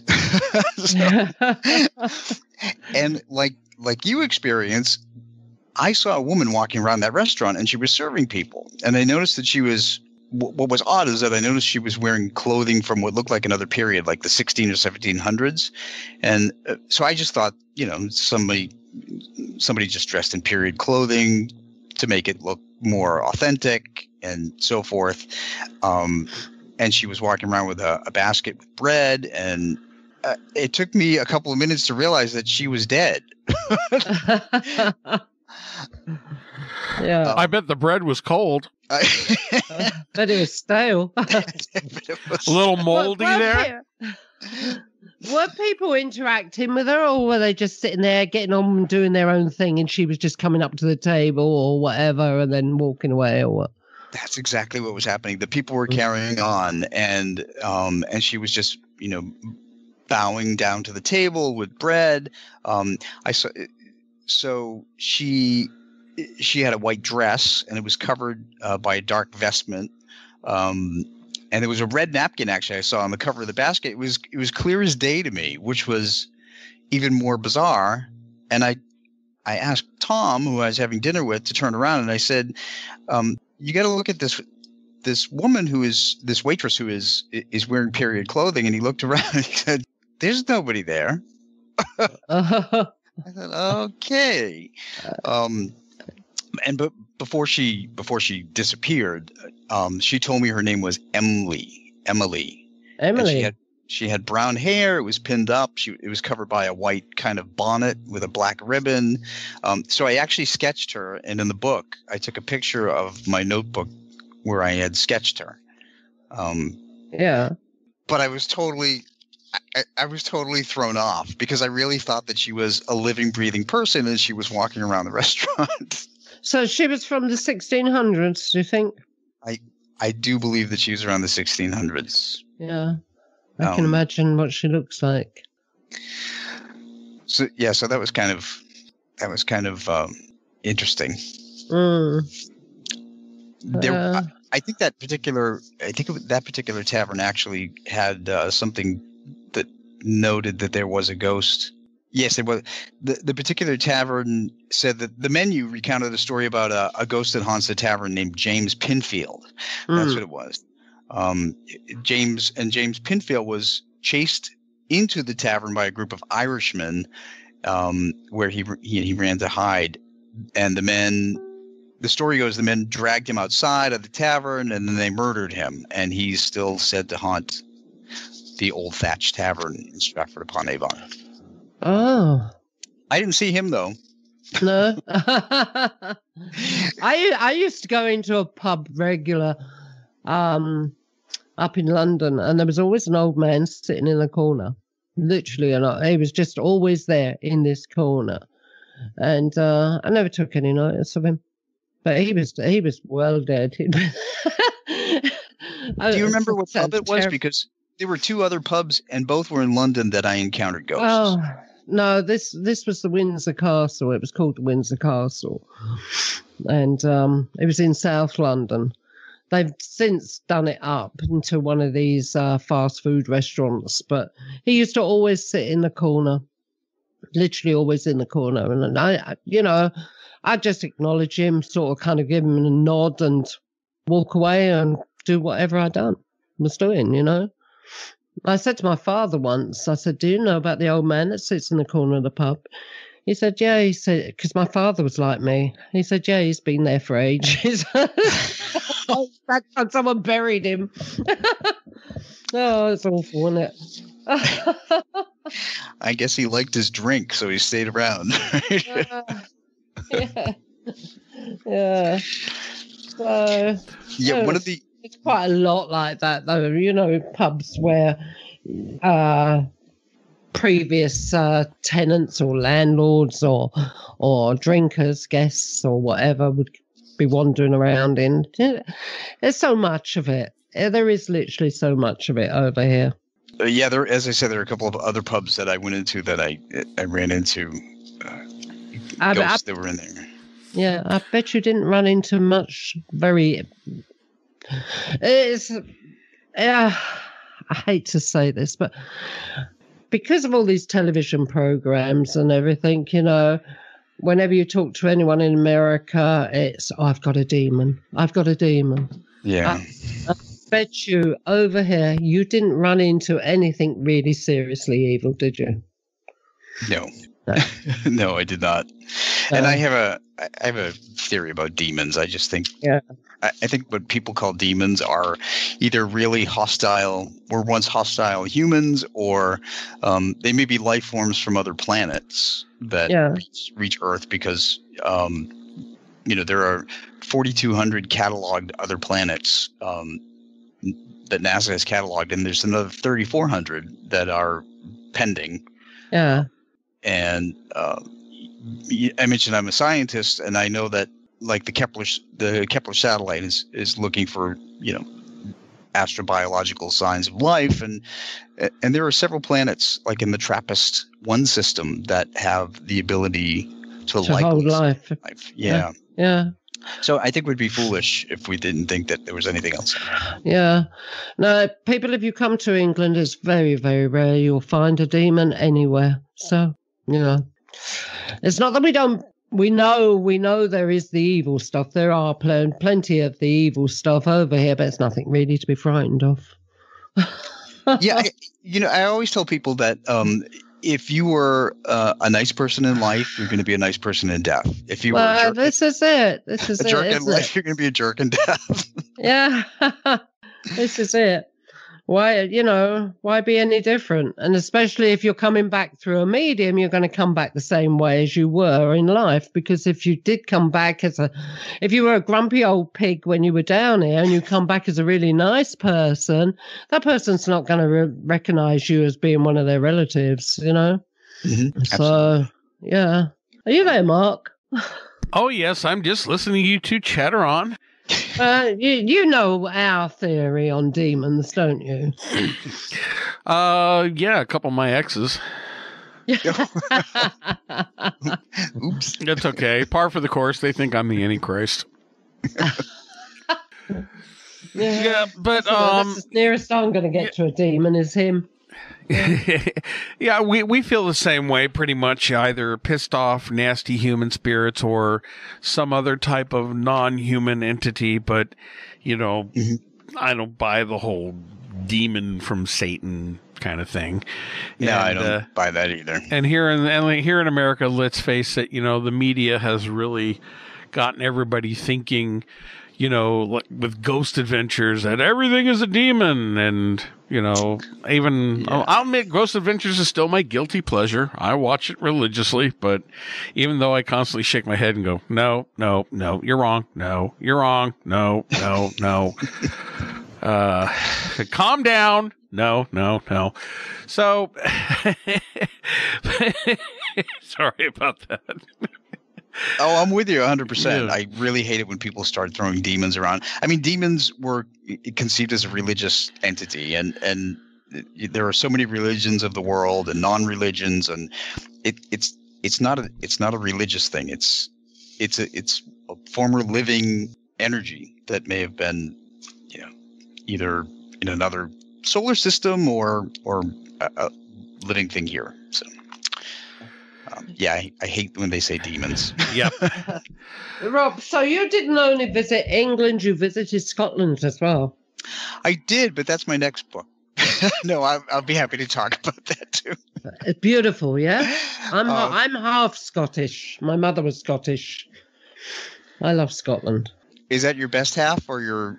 No, I haven't got a best half. I'm a really naughty one, so as everybody knows. See, if you're going to do that, you should also do Wales too, because even down not far from where Irene lives, there's Llanstefan Castle, which is a ruined castle. And what's funny about that is she just went a couple of years ago. She went there with her son and grandchildren just for the day to let the kids run around and have fun. She took a bunch of pictures, sent them to me, and I found at least 3 ghosts, 3 apparitions in her photos. Oh my gosh. There's the one though, her son was standing at this window, and right in front of him, there is what looks like a woman in almost like either a nurse's outfit or a nun's outfit. It was hard to tell because he's blocking part of her. Mm-hmm. So, but that was fascinating. In another picture, you zoom in on this window and it looks like there's almost like this alien figure, creepy thing up in the top window, up in a place that has no floor. So, and again, that was just visiting for the day, not even looking for anything. That's interesting because on a paranormal investigation here in Maryland, with the Inspired Ghost Tracking Group, we went to explore the ruins of what was called the Patapsco Female Institute in Ellicott City, Maryland. And the team leader took a photograph of the second floor window, which had no floor, and there was a figure of a man in it. So it's the same kind of thing. Wow. And that's what happens. Usually when you're not looking for it is when it happens. Mm-hmm. Yeah. So is it true that Wales has the largest number of castle ruins? Oh, well, Wales is a lot smaller area than England and Scotland. So for the size of it, it's got a fair few, I tell you. They're not all ruined. Some are in very good conditions. But by square footage, I suppose it has really. Yeah. Well, Wales is my next, definitely my next trip. But there's some beautiful old manor houses here as well, so you'd have to visit them. And you can come and visit my house. You can do my house if you like. It sounds like you have a lot of company from the other side in your house. I have a lot of company from the other side wherever I go. It doesn't matter where I go, they seem to follow me. So I'm like a magnet to them, I just kind of pull them along behind me. So you mentioned Scotland, and it's funny that when you mentioned Scotland and then you mentioned demons, that the first thing I thought of was the Greyfriars Bobby Cemetery. He's related to me. That's the Mackenzie one, Mackenzie Poltergeist. Now I'm from the Mackenzie clan. How about that? Small world. Yeah. Yeah. So I read about that entity that haunts that cemetery in the back, and when I actually went into that cemetery, I remember I felt really uncomfortable in the back, and I really felt that it was a male entity that was back there, a male ghost who just was in a really foul mood. Yeah. And then I read another book that said they thought it was a demon. And I thought, no, it's just a guy in a bad mood. Yeah, it's just some old grumpy fart, from the Mackenzie clan, obviously. But that's Greyfriars Bobby, Greyfriars Cemetery in Edinburgh. You're talking about. That's the one. Yes. Yeah, the Mackenzie Poltergeist, very famous guy. And like I say, I'm from the Mackenzie clan, so he's from the same clan as me. Wow. So have you encountered him? Did you go up there and encounter him? No. I've only been to Edinburgh once, and I went to the castle when I was a child. Okay. Yeah. Well, that would be like a really... majority of my relatives are in Glasgow, so it's Glasgow I head for when I go up. Okay. Mm. We'll talk about a bad family reunion, right? You go. Well, I'll go in there and I will turn around and say, "Come on, what's all this now? What are you up to?" You're letting the family down. Be nice. Be nice. You're soiling the family name. Yeah. Now, Rob, you mentioned with your paranormal group, how long have you been involved with that, and what types of cases have you worked on? I actually joined them in 2011, and what's funny is that in 2010, after I published my first book, Ghosts and Spirits, I went to talk at that group, and they said they needed another medium, and they said, would you be interested? So I said, sure. So from there, now I wind up giving lectures once a month through the paranormal group in a local mansion in Maryland. We do private investigations of homes who have paranormal problems. And we do go to historic places sometimes too, to investigate. We also run a public tour through the Belmont Manor, which is just south of Baltimore, Maryland. So there are actually, we have come to realize that there are 5 known entities that linger in there. And we've identified them historically. Actually, I've actually proven who they are, a couple of them. And people can go through the mansion and experience them. And they do often. There's always a couple of people in each group that experience something from one of the ghosts. So we do that. But the private investigations are really amazing and challenging because they're all different. I will say that some of them have involved poltergeists. Now, I look at poltergeists as activity, paranormal activity, energy activity that simulates that of a ghost, but it's caused by the emotional energy usually of a teenager, like a teenage girl. And we've encountered that. 3 of our cases have been poltergeist activity. And as soon as the girls either moved out or got counseling, the activity stopped. So that's kind of interesting. Interesting. Now we've had I've been running my own group up here, coming up on 13 years now. And, we've done a lot of cases with private homes. And sometimes with private homes, though, I'm getting farther away from them because you find out that too many people have just watched one too many ghost shows. And it goes back to what Irene was saying. Everybody thinks they have a demon. Well, you know what? And half the time, they don't even have paranormal activity. Yeah, they want to believe it so bad. And then when you do an investigation and give them rational explanations for things, they get mad at you. Mm-hmm. Yeah, they don't want to hear it. Yeah, they do. So do you have them fill out a questionnaire before you go on a paranormal investigation?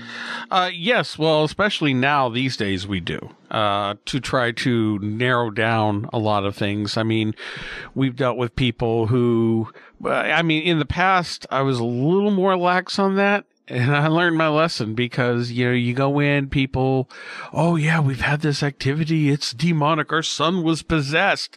Turns out, no, your son's a brat. and he's going through puberty. Yeah, there you go. So, no, it's not a demon. It's hormones.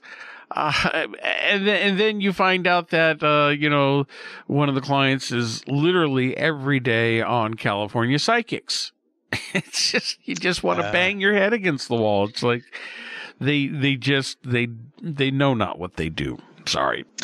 Yeah, absolutely. So Margaret Ehrlich, who is the manager of the Inspired Ghost Tracker, has, I think it's like a 4-page questionnaire.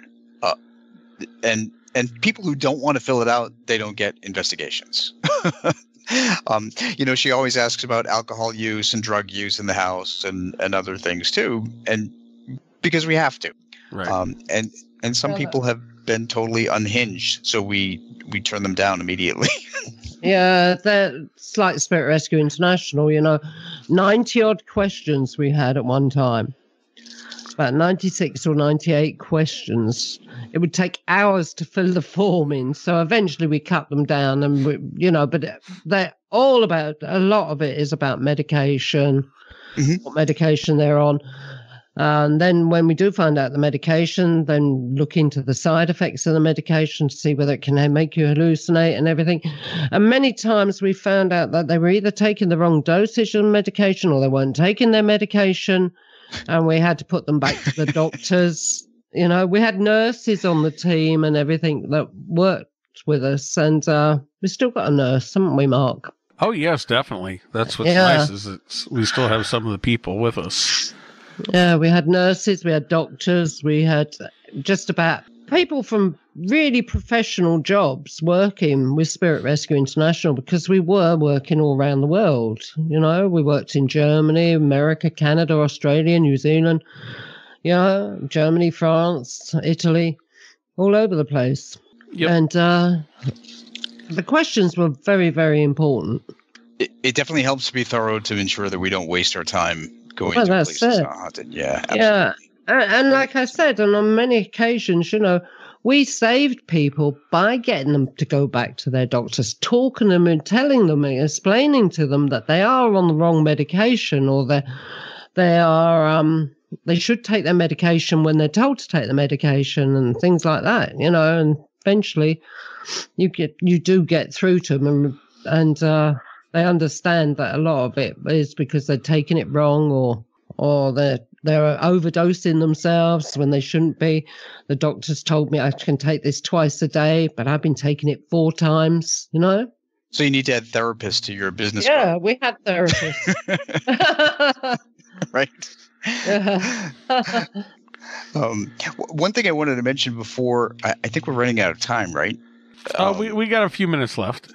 Okay. Well, one thing I wanted to mention was one of the most incredible experiences that I haven't even touched upon yet was what I call the ghost guide at Hever Castle.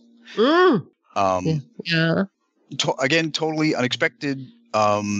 For those who don't know what Hever Castle is, it's located in the village of Hever, Kent, which it's about 30 miles southeast of London.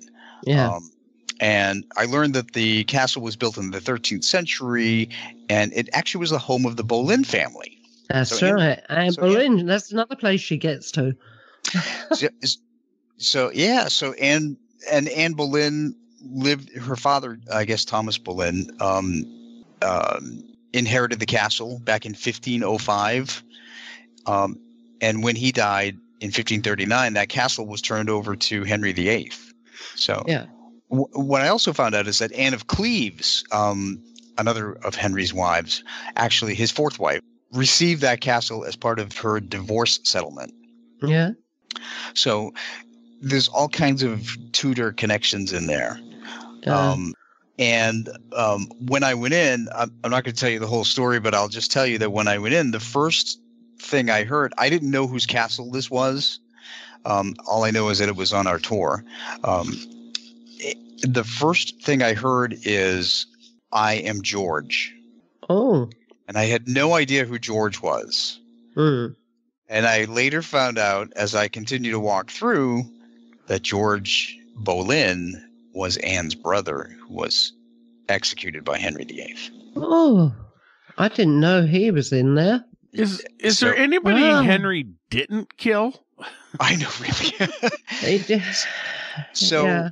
What was fascinating about this chapter in my book, The Ghosts of England, is that George Boleyn didn't just stay at the front door. He actually followed us throughout the entire castle. And he gave me messages as I walked from room to room, and including dates. Dates that were important to him, what his biggest regret was, what his biggest moment of pride was with his sister. It was just amazing. I never had a ghostly guide that took me through an entire place before, but he did that. And I actually sketched him out and I have a sketch of him in the book too. But that was fascinating that a ghost would actually walk me through the entire castle and point out things in different rooms and so forth. That's interesting. That really is interesting. How do you tip that kind of tour guide? I'd give you a $5, but it's just going right through your hand.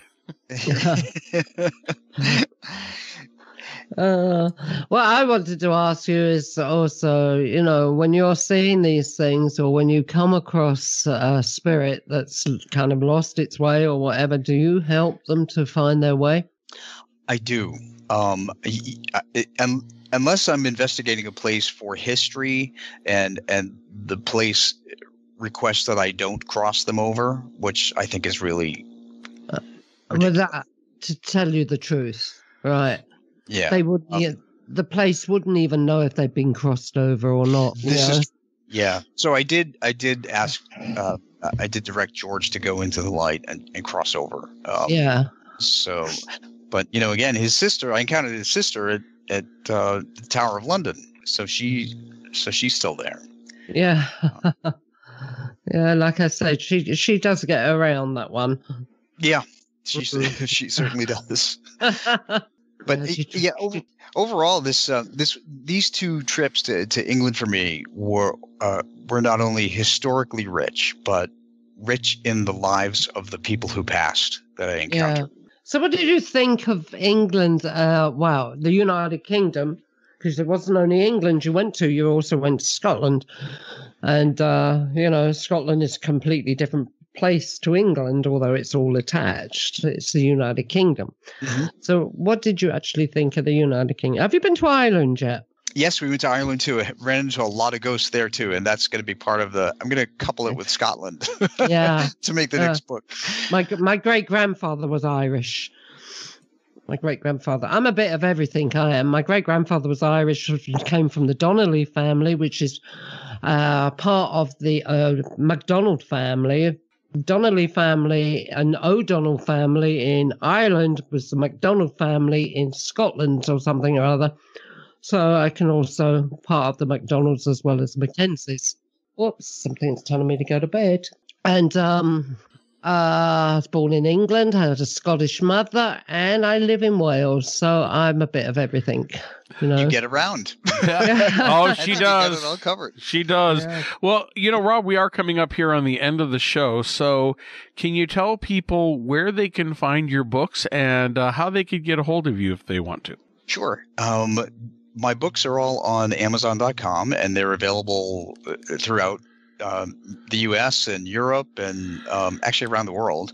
All you have to do is type in Rob Gutro, Gutro, on Amazon, and it'll come up. So The Ghost of England on a Medium's Vacation is the new book. I've really become pretty well known for my Pets in the Afterlife and Pets in the Afterlife 2 books, and people are always welcome to email me if they've lost a pet. I don't charge anything, but I answer them on my free time. Just send me a picture of your pet and their name and any questions, and I'll be happy to give you a free messages. And 2 other books, Ghosts and Spirits and Lessons Learned from Talking to the Dead. My website is robgutro.com. And I'm on Facebook and Twitter and all that stuff. You can get that through robgutro.com. Or even if you put in petspirits.com, you'll actually find me. Fantastic. Oh, lovely. Well, Rob, thank you again for coming on the show. We really enjoyed having you on, and this has been a lot of fun. And we'll have to come back again when your next book comes out. Yeah, that's a good idea. Well, thank you, Mark and Irene. And, if you want to talk about pet spirits, I'll be happy to talk about them too, because considering we're all dog people. Yeah, I'm dog and cat definitely. person. Do you know we haven't done a show on pets, Mark? No, we haven't. So that might be our next show. I'm your guy. Okay. All right, then we're going to book you in. So don't go away. All right. Well, that's everybody. Thank you for listening to another Paranormal UK radio show, the flagship show here on the Paranormal UK Radio Network. And we'll catch you all next week. Irene, feel better. Okay. Bye, everyone.